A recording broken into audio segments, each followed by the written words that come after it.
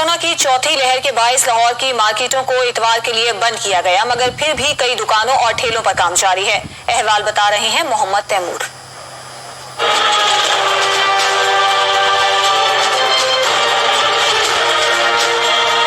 लाहौर में कारोबार बंद करने के इंतजामिया का हुक्म को हवा में उड़ा दिया गया।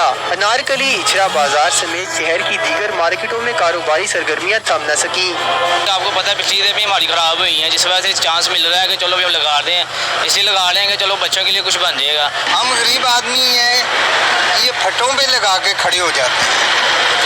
हमारा भी हक है, हमारे भी छोटे छोटे बच्चे हैं, हम भी अपने बच्चों के लिए धूप में साड़ रहे हैं। खरीदारों ने जोर दिया कि पाबंदियों से बचने के लिए दुकानदारों को कोरोना SOPs पर अमल दरामद को यकीनी बनाना चाहिए।